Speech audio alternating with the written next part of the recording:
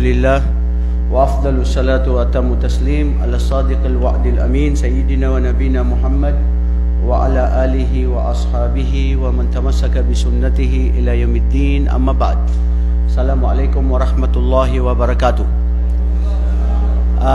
Mga kapatid sa Islam, alhamdulillah sa pagpapatuloy natin tungkol sa talambuhay ni Propeta Muhammad sallallahu alaihi wasallam. I think this is the part 3 ng talambuhay ni Propeta sallallahu alaihi wasallam. Since siya yung pinakahuling propeta na ating tatalakayin, natalakay natin yung mga nauna ng mga propeta, at si Propeta Muhammad ito na ang panghuling propeta, at dapat lang malawak ang mga usapin patungkol sa kanya. Iniisip ko ngayon part 3 hanggang inshallah abutin na tayo ng pinakalas ng hanggang part 5 para mabigyan natin ng hustisya, para magbigyan natin ng tunay na tamang pagpapaliwanag ang patungkol kay Propeta sallallahu alaihi wasallam. Kasi yung libro na binabasa natin noon, halos yung 24 na mga propeta ay nandoon.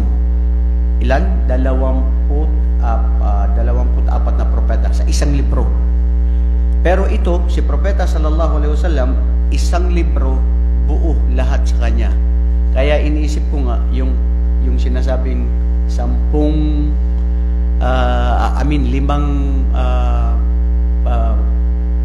parte na ating gagawin, o part 3 o hanggang part 5 pa tayo.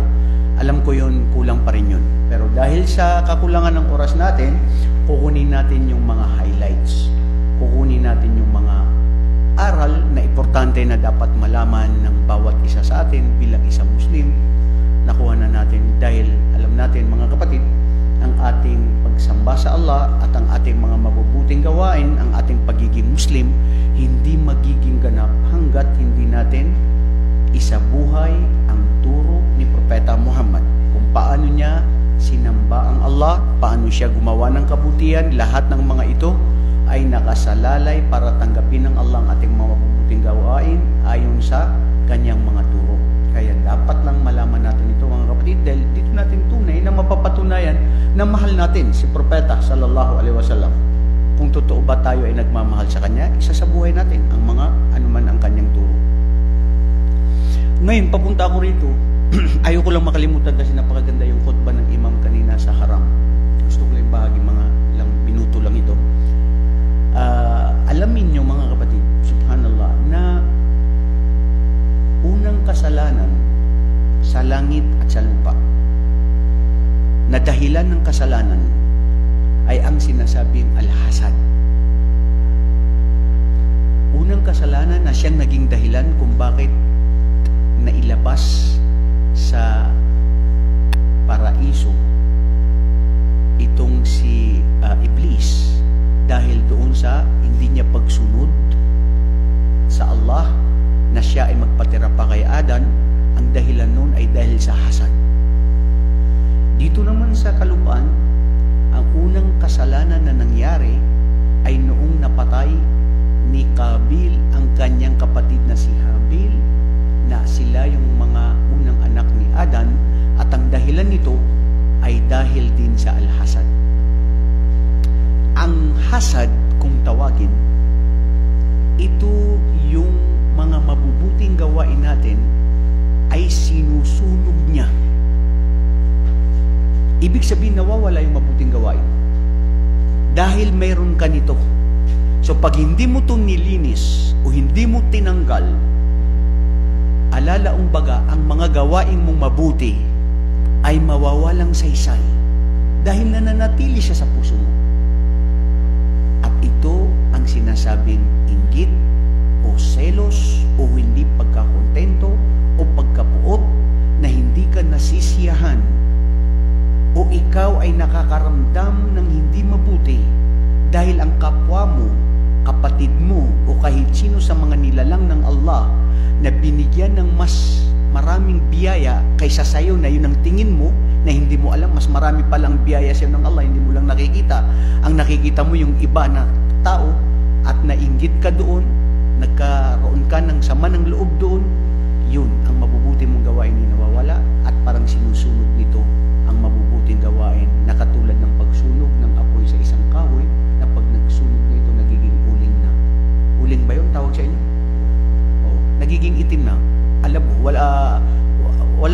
mayabang.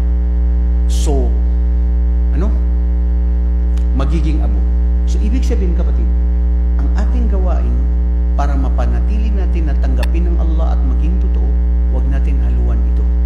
Sakit ito ng puso na ang bawat isa sa atin ay meron.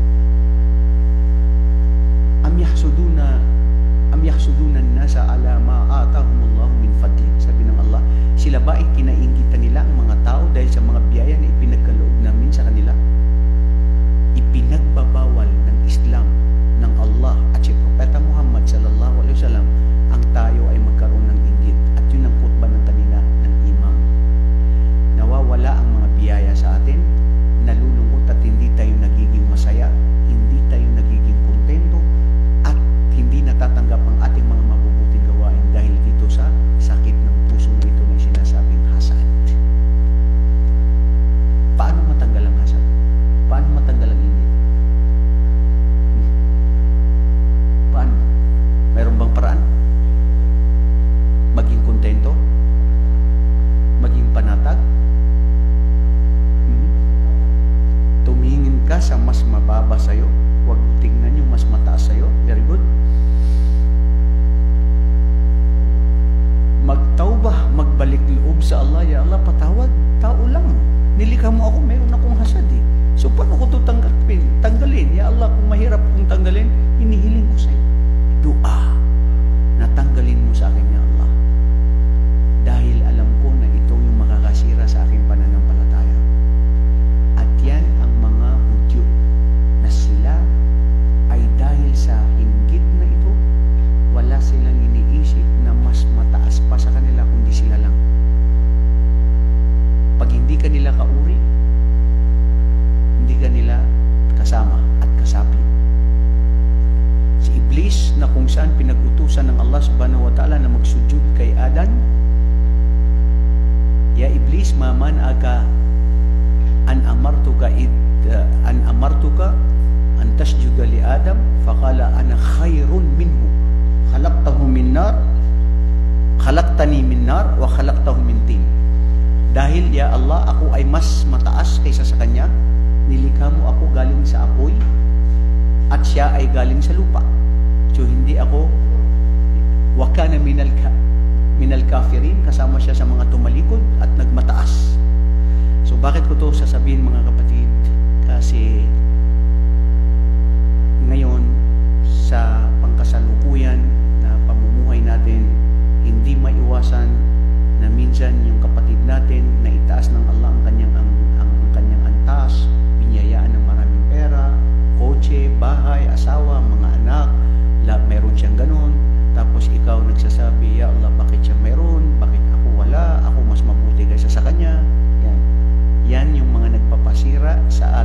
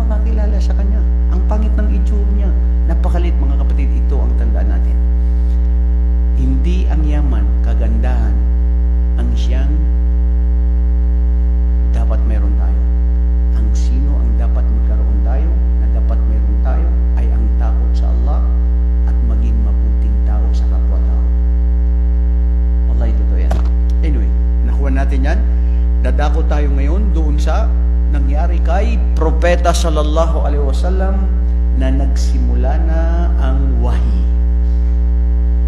Nagsimula na ang pagiging propeta ni Propeta sallallahu alaihi wasallam nung ganap na siya ay 40 gulang.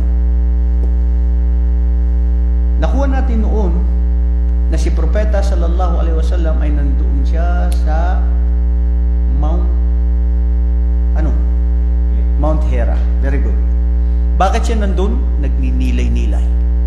Pinupuri niya ang tagapaglikha sa kanyang puso't isipan. Ang paglikha ng Allah sa mga kalangitan at kalupaan, iniisip niya ang mga kamangmangan ng kanyang mga kasapi, ng kanyang mga kasama, ang mga ginagawa nila nito. Pero si Propeta ay nananatili na nagbabalik loob sa Allah at naghihiling ng gabay sa Allah subhanahu wa ta'ala. Hanggang dumating sa kanya ang kanyang hindi inaasahan. Dumating sa kanya si Jibril at nagsabi si Jibril na Iqra. Iqra bismi rabbika alladhi khalaq. Khalaqal insana min alaq. Iqra wa rabbukal akram. Allamal insana ma lam ya'lam. Itong 5 talata na unang bumabakit propeta sallallahu alaihi wasallam. O Muhammad, magbasa ka. O banggitin mo. O sabihin mo. O ulitin mo. O saliksikin mo. O alamin mo. Iqra sa ngalan ng iyong Panginoon na tagapaglikha. Iqra bismi rabbika alladhi khalaq, na siyang lumikha. Lumikha ng sangkatauhan, ng mga anghel, ng mundo, labas ng mundo, ang lahat ng anumang pinapaniwala, nakikita at hindi nakikita. Iqra wa rabbukal akram. Magbasa ka, O Muhammad, dahil ang iyong Panginoon ang siyang tunay ng pagbigay, tunay na mahabagin. Ipinagkaloob ang lahat ng pangangailangan ng kanyang mga alipin, lahat ng anumang meron tayo. Wallahi mga kapatid, ikaw na naghihirap, ikaw na mayaman, lahat kayong dalawa, pinagkalooban ng Allah ng maraming biyaya. Huwag mo tignan na ikaw na naghihirap, na wala kang biyaya, na mas maraming biyaya ang mayaman. Kasi hindi mo alam, ang mayaman na kinaiinggitan mo ay mas nagdurusa sa pag-iisip dito sa mundo at lalong-lalo na sa araw ng paghukom kung siya, itong mayaman na ito, ay hindi niya ginamit ang yaman niya para sa Allah. Kung ang yaman niya o ang biyaya na ipinagkaloob ng Allah sa kanya ay ito ay naging baliwala sa kanya at hindi niya ginamit sa landas ng Allah subhanahu wa ta'ala. Ang tunay na yaman ay ang kapanatagan at kontento ng tao sa kung anong meron siya. Marami kayong mas masaya na mahirap kaysa dun sa mayaman na maraming problema. Daghay di yung problema diri sa mundong ito. So ngayon, nung bumaba ito kay Propeta sallallahu alaihi wasallam, wa rabbukal akram, Iqra bismi rabbikal ladzi khalaq, khalaqal insana min alaq, nilikan niya ang tao na mula sa al-alaq, doon sa namumuo na dugo o doon sa lupa na galing sa turab. Khalaqal insana min alaq, Iqra wa rabbukal akram, magbasa ka sa pangalan ng iyong Panginoon at purihin at dakilay ng iyong Panginoon. Allamal insana ma lam ya'lam. Tinuruan niya ang tao sa mga bagay na hindi niya alam. Allamal insana bil qalam. Sa isang riwaya ay tinuruan niya ang tao sa pamamagitan ng panulat. Ganito ka-importante ang panulat, kapatid. Dahil pag hindi ka sumulat, makakalimutan mo. Ganito kahalaga ang panulat. Ang nalaman natin, ang ating na-memorize, dapat isulat. Pati sa mga usapin, dapat isinusulat. Kahit anuman mga areglado o anuman, dapat isulat. Dahil pag hindi na isulat, kung salita lang, pati sa korte o pati sa Islam, hindi tatanggapin. Kailangan ay faktubu wa hunaka fi shahidain. Si Propeta sallallahu alaihi wasallam, hindi niya ito inaasahan bilang tao na takot. At nung siya ay natakot, anong nangyari? Tao siya. Unang pinuntahan ay umuwi sa bahay. Pumunta sa kanyang kwarto at nagsabi siya kay Khadija, Zammiluni, zammiluni. ibig sabihin ng zamiluni? Kumutan mo ako, o balutin mo ako, o takpan mo ako. Nang ano? Blanket agad? Hindi ba pwede yakap? Dahil sa pamamagitan ng yakap ay nawawala ang lamig, at nawawala ang pangamba, at nawawala ang takot, at kumakalma ang isang tao, lalo na pag ang lalaki ay niyakap ng babae. Mashallah. Bakit? Totoo yan. Kahit anong tapang ng lalaki, kahit nagagalit ang lalaki, pag niyakap yan ng babae, kakalmado yan. Ngayon, si Khadija, nung narinig na ito ng kanyang asawa na si Muhammad, anong sinabi niya?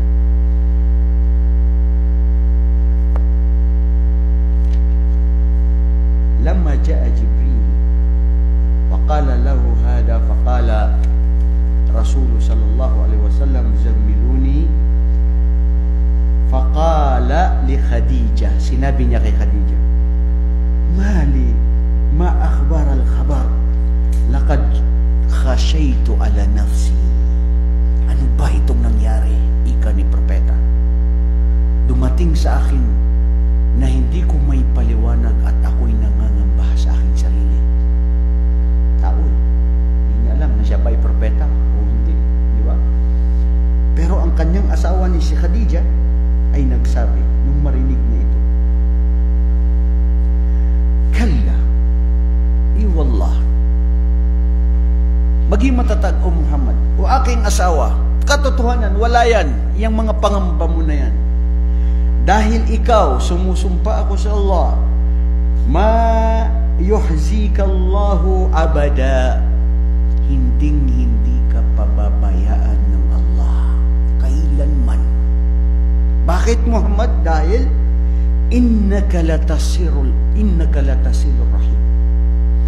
Ikaw, ang iyong ugnayan sa iyong mga kamag-anak, sa mga tao ay napaka-mabuti. Mahigpit na nagiging totoo sa kapwa-tao. Watahmilul kail, at ikaw ang mga problema na pinagdadangaanan ng anumang meron sila, ikaw ang nag-areglado, inaayos mga anumang meron sila. Wataksibul al-mad'uwi watakri al-daif, at ang anuman ang nahihirapan at may mga reklamo ay ito binibigyan mo ng lunas, at pinakamabuti ka sa iyong mga bisita. Muslim, Kristiyano, Hudyo o kahit sino ay pinakamabuti ang pakikitungo mo sa kanila. Wata'inu ala nawaibul haq, ay ikaw ay nandoon sa katotohanan. Hindi ka pa kasi hindi rin alam ni Khadija na siya ba ay magiging propeta. Kung ikaw ba ay magiging propeta hindi ka pa naging propeta, nabagsagan ka na sinasabi na anta sadiqul amin. Na ikaw ay tunay na mapagkakatiwalaan. Ikaw ay tunay na totoo. So ano pa ang pangamba mo, sabi niya sa kanyang asawa? Watahmilul kail, at yun, sabi ni Khadija, at sabi niya, huwag kang mag-alala. Bukas na bukas din tayo ay pupunta kay Waraka ibn Nawfal bin Asad bin Uzza bin Ammi Khadija. Si Waraka na anak ni Nawfal, na si Nawfal na anak ni Asad, na si Asad na anak ni Abdul Izza, at si Abdul Izza ay anak ng tiyuhin sa ama ni Khadija. So ano ni Khadija? Si Waraka. Ako nung una naguguluhan ako, sabi ko tito niya, sabi ko pinsan niya. Pero ito dito sa Rahikul Maktum, siya ay anak ni Nawfal, na anak ni Asad, anak ni Abdul Izza, at si Abdul Izza ay anak ng tiyuhin ni Khadija. Sigurado ka, pinsan pa rin? Ha?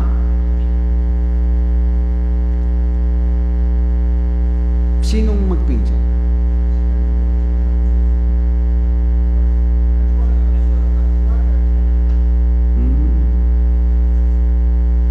Tinood na.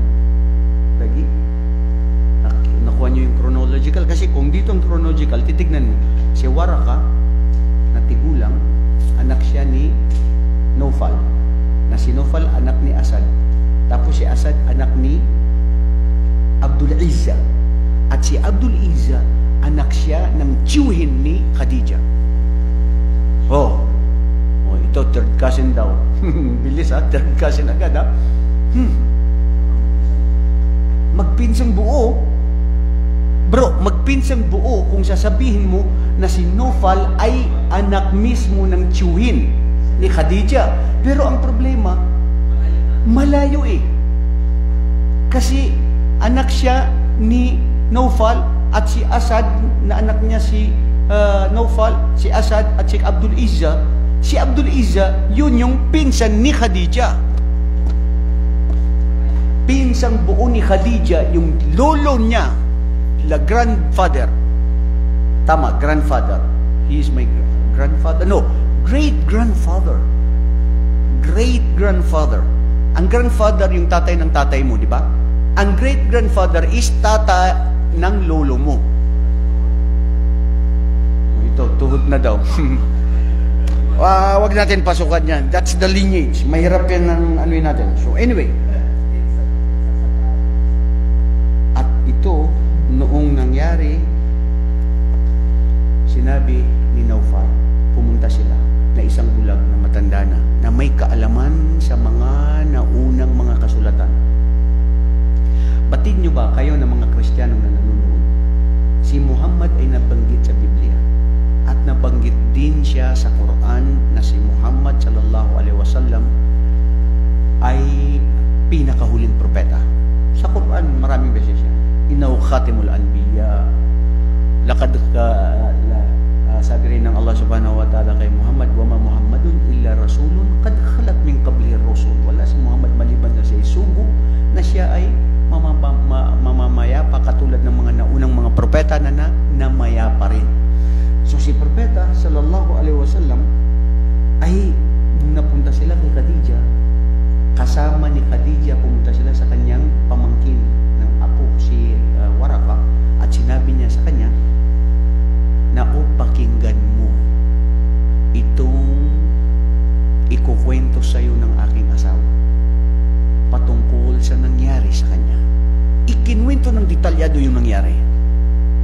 Nung naikwento, sabi ni Naufal, o si Waraka na anak ni Naufal, ya laytani, sabi niya, sana ako ay buhay pa. Dahil ipagtatanggol kita. Dahil walang yang dumating sa'yo, yan ay dumating sa mga nauna pang mga propeta. At sila ay pinagtaksilan, itinakwil, at pinalabas ng kanilang mga tauhan o ang kanilang mga pangayanan. So sana nabuhay pa ako dahil ipagtatanggol kita. Mismo sabi ni Propeta sallallahu alaihi wasallam, aw mukhrijiyahum. Ano sabi niya, Waraka? Ako ay kanilang papalayasin? Ako ay kanilang pagtatabuyan? Qala na'am, lam ya'ti rajulin qat mithlu ma ji'ta bihi illa awliya. Subhanallah. Sabi niya, dahil walang dumating na katulad na dumating sa iyo, na katulad na nauna na dumating sa mga una, maliban sa ito ay pinahirapan at itinakwil at pinalayas ng kanyang mga tao. At ito naman nangyari kay Propeta Muhammad. History repeats itself. Mismo si Muhammad sallallahu alaihi wasallam ayaw umalis ng Makkah, napilitang umalis ng Makkah papunta ng Madina dahil sa matinding hirap at parusa at pang-aapi nitong mga kalaban ni Muhammad na ayaw ng katotohanan, na ayaw makinig sa totoong kaligtasan. Sila yung mga Quraysh, sila yung mga mismo kapamilya ni Propeta sallallahu alaihi wasallam, o mga mapagtambal sa Allah subhanahu wa ta'ala, mga taong mga mapagkunwari, at sila yung mga taong tunay na meron ng binigay ng Allah subhanahu wa ta'ala. Khatamahumullahu fi qulubihim. Mga kapatid, ang gabay mula sa Allah. May mga tao na binibigyan natin ng gabay o binibigyan natin ng paliwanag sa Islam, ayaw pa rin nila maniwala. Ang nagbibigay ng gabay ay ang Allah. Dahil minsan may mga tao talaga na kahit anong paliwanag mo, na anay sealed ang kanilang mga puso, na ayaw nang tumanggap ng katotohanan. Ang nakikita nila sa liwanag, ito'y dilim. At ang dilim na nakikita nila ng patuloy na paniniwala nila sa mga ninuno nila, sa anumang mga pinapaniwalaan na Diyos-Diyosan, ay ito yung liwanag sa kanila. So ngayon si Muhammad sallallahu alaihi wasallam, napagtanto niya sa kanyang sarili na nangyari yun, na siya pala ay magiging ganap ng propeta. Wa fatratul wahi, ayon dito, ilang buwan. Yung ibang panta sinabi ilang araw, hindi na dumating muli ang wahi. Hindi na dumating ang revelasyon kay Muhammad. So si Muhammad sallallahu alaihi wasallam parang ishtaka ilayhi. Ibig sabihin parang ano ba yung na-miss sa Tagalog? What is na-miss ko? Na-miss ko.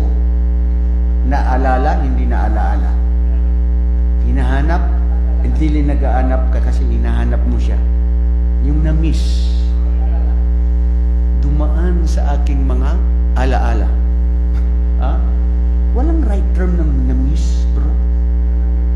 Oh, mashallah. Nananabik. Very good. Correct. Malapit na term. Ako'y nananabik sa aking asawa. Uy, mga OFW. Nakarelate kayo ngayon, ha, Fuad? Kung ikaw ay nananabik na kay Maria Clara. Kapatid, si Muhammad sallallahu alaihi wasallam, nung dumating yung sa kanya, dahil sa kanyang pangamba, alam niya na ito ay mula sa Allah subhanahu wa ta'ala, minsan, nanabik siya na, nasaan na kaya yun? Pangalawang pagdating sa kanya ng revelasyon ay sila at kanyang mga kasamahan ay narinig niya na napatingin siya sa kalangitan. At narinig niya ang salita na nagpakita muli itong si Namus.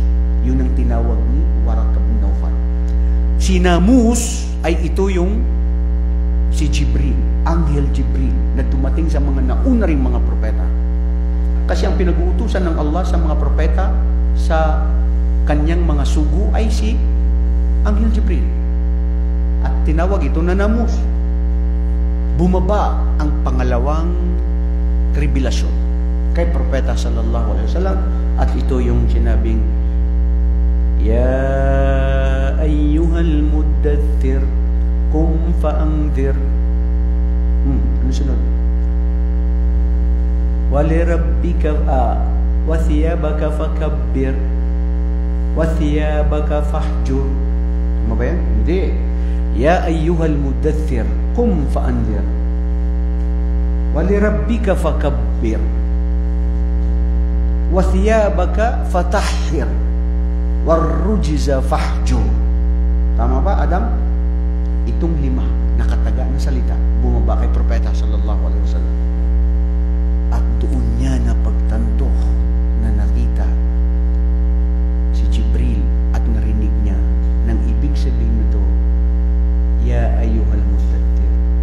Kasi muli si Muhammad ay pumunta sa kanyang asawa at sabi muli niya ay, ako ay balutin muli. Takpan muli ako. Samrano na tanggubi ako nga. Ngayon, Ya ayyuhal muddathir, o ikaw na nakabalot, o ikaw na nagtaklokbong, o ikaw na natakot, o anuman ang ginawa mo sa ginawa, kum fa'anzir. Anong ibig sabihin nun? Kum fa'anzir? Mamaana fi Tagalog? Bumangon ka. Bumangon ka, fanzir, at magbigay ka ng babala. Warabbuka fakabbir, dakilain mo ang iyong tagapaglikha at isagawa ang mga pag-uutos ng iyong tagapaglikha. Wathiyabaka fatahhir, at ang iyong kasuotan ay linisin ito, dalisayin ito. Anong ibang interpretasyon ng mga pantas? Ang iyong puso o kayo na maniniwala, gawin niyong dalisay na iisa lang ang Diyos na dapat sambahin. walang shirk, walang pagtatambal sa inyong mga puso. Ang inyong puso ay linisin ito. Ito, kanina, sinabi ko sa inyo ang hasad. Tanggalin ang hasad. The envy, the jealousy. It will burn your good deeds. Because it will not help you something about the jealousy. Magpasalamat ka sa Allah subhanahu wa ta'ala na mayroon ka na wala ang iba. Ngayon mga kapatid, dumating itong kay Propeta sallallahu alaihi wasallam, kaya sinabi dito ng mga pantas, hadil ayat, hiya mabda'ur risalah, hiya mutaakhira aw mutaakhiratun anin nubuwati bimiqdari fitratul wahyi wa tashmilu ala naw'ain min at-taklif min bayani ma yatarattabu alayhi. Ibig sabihin, ito daw ang aya o talata sa Quran na sumunod na mga naunang bumaba kay Propeta sallallahu alaihi wasallam, na sumunod sa unang talata na patungkol sa kanyang wahi, at ito ang unang klase ay at-taklif Rasulullah sallallahu alaihi wasallam bil balagh wat tahdir. Ito daw yung pag-uutos kay Propeta Muhammad na magpahayag, na magbigay ng babala. Bro, ang da'wa, ad-da'watu naw'ain. Da'watu ish at-tabligh aw iblagh bi risalatillahi mada tahdhir. Anong tahdhir? Ibig sabihin ay magbigay ng babala. At ito yung sinasabi ring targhib. Tarhib wa targhib. Tarhib ay yung bigyan ng panakot ang mga tao sa mga parusa na ibibigay ng Allah sa araw ng paghukom sa mga hindi maniniwala. Ang targhib ay ang bigyan ng paalaala ng mabuti ang mga tao, na malumanay, na ipapaalala sa kanila ang mabuting turo ng Islam at ang mga patungkol sa paraiso ng Allah na ipaggagawad sa mga taong gagawa ng mga kabutihan. So ngayon, si Propeta sallallahu alaihi wasallam, dumating ito sa kanya, at ganun din ang pangalawa na taklif bitatbiq awamirillahi subhanahu wa ta'ala, ang pag-uutos na isasagawa ang pag-uutos ng Allah. Mga kapatid, ang pagdadawa o ang pamumuhay natin bilang isang Muslim ay hindi lang yung ikaw ay magbibigay ng babala sa mga tao, datapwat isa sa buhay mo. Anong isa sa buhay? Ang Islam, ang Sharia ng Allah subhanahu wa ta'ala. Kasi ito kasi minsan ang problema eh.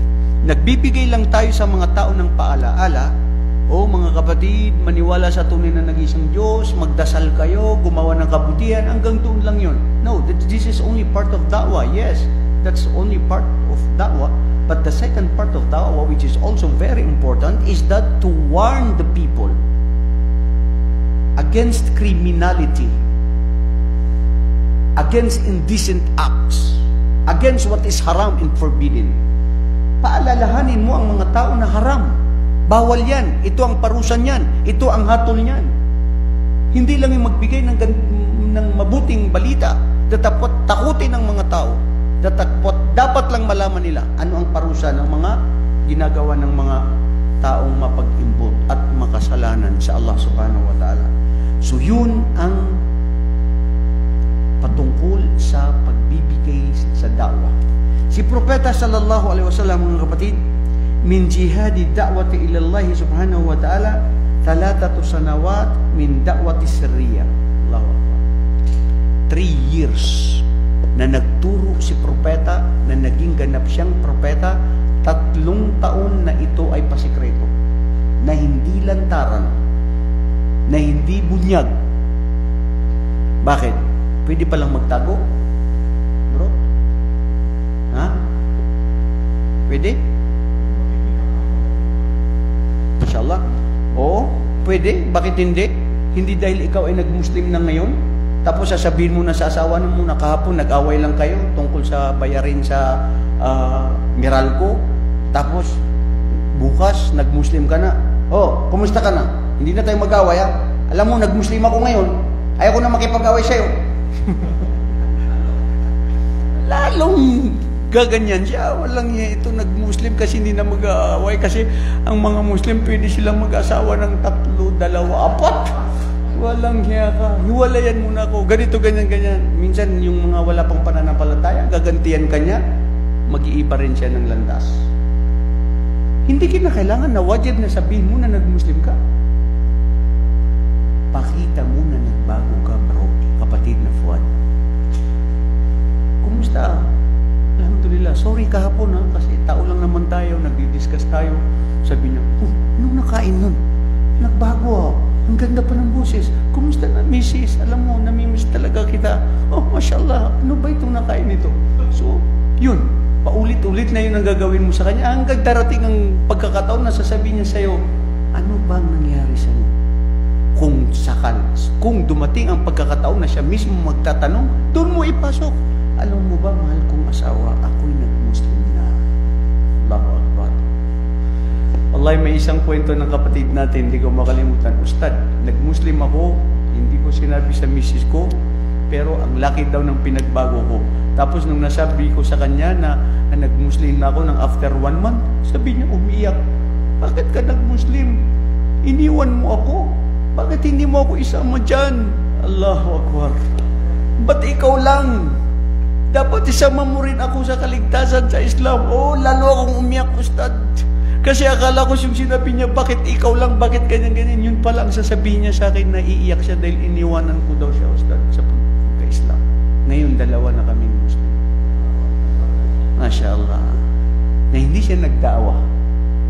Na hindi, wala siyang sinabi. Correct ang sinabi mo, Adam. Sana all.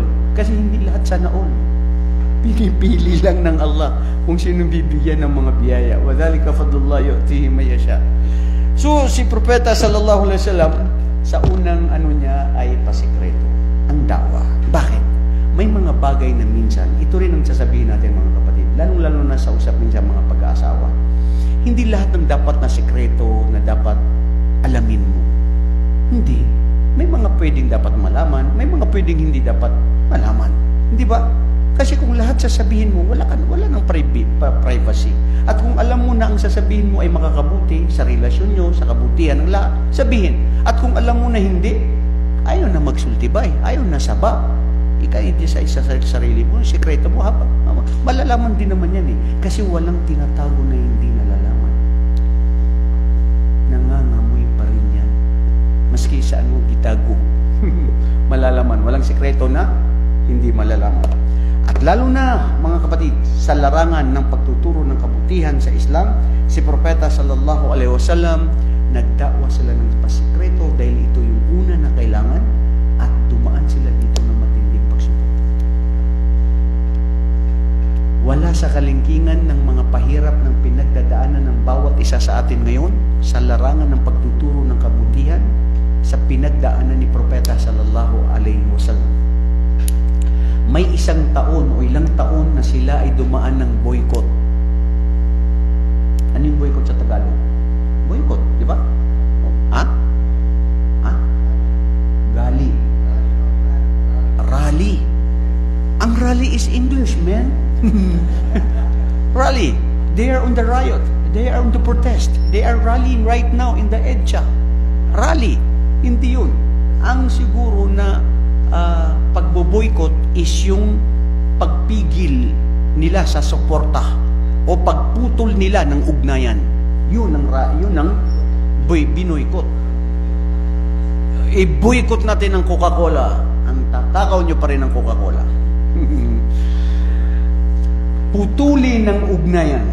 Pinutol ng ugnayan ng mga Quraysh at ng mga ibang mga Arabo sa Makkah sa sino man na magmumuslim. Bibili po ako ng gulay. Sandali. Muslim ka? Hindi. Kasapi ka ni Muhammad? Opo, Muslim ako. Kalas, wag ka bumili. Hindi namin kailangan ng kwarta nimo. Dito ka. Ha? Allahu Akbar.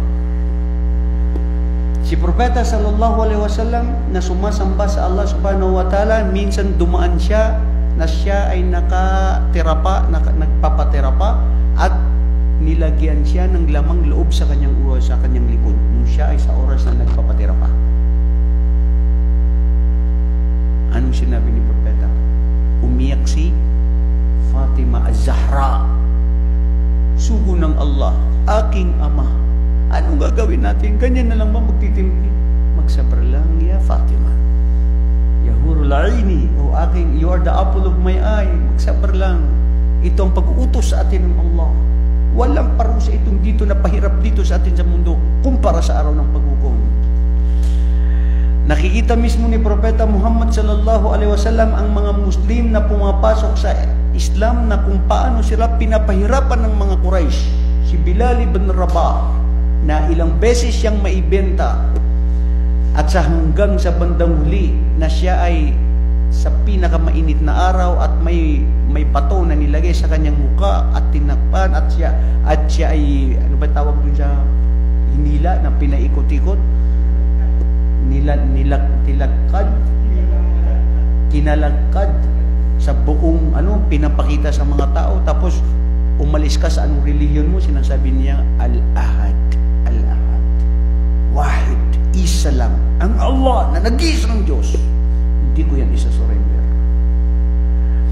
Ang pamilya ni Yasir, si Ammar na anak ni Yasir, nakasaasawa ni Sumayya, na unang babae na napaslang na naging shahid sa Islam, na pinatay siya na karumal-dumal, kasidi-sidi.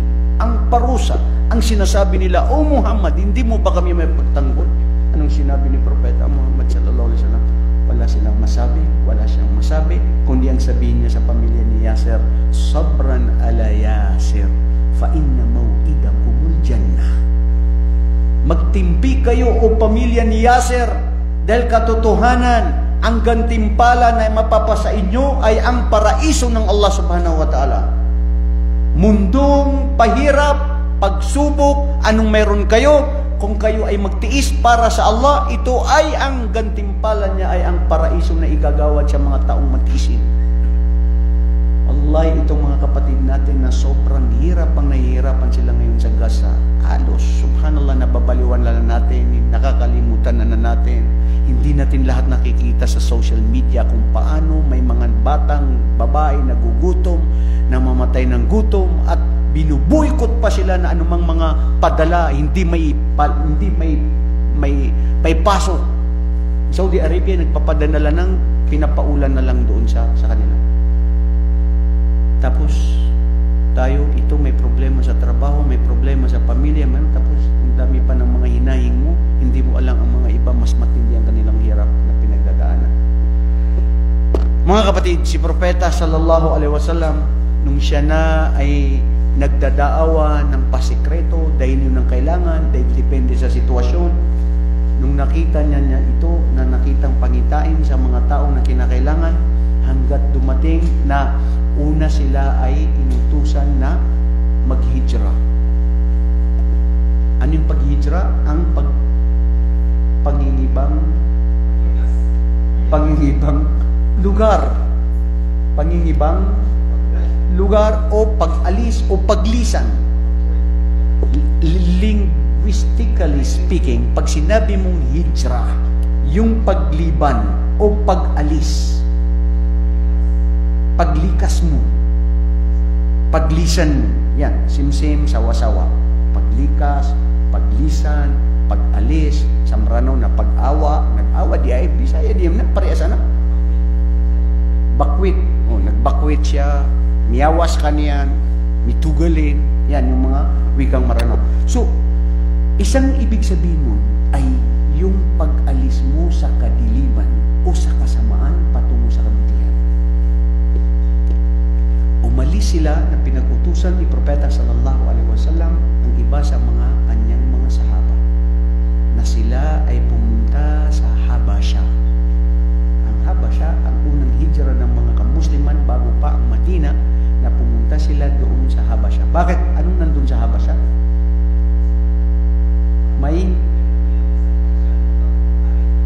May isang Kristiyano na hari na makatarungan. Sana yun si Duterte ngayon. Pero aywan ko ang nangyari kay Duterte na pag namatay daw ay sunog na siya. Anong tawag doon? Magkakrimen. So, nung napunta sila doon, kasama si Ruqayya, mga anak ni Propeta Muhammad sallallahu alaihi wasallam, kasama si Ja'far, at kasama yung mga ibang mga sahaba, si Rabi. Nung pumunta sila doon at sinabi nitong hari na si Najasi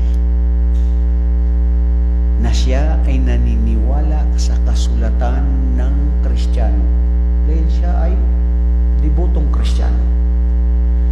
O bakit kayo naparito na mga taga-Magka? Ano ang dala nyo? Ano ang meron kayo? Anong dahilan?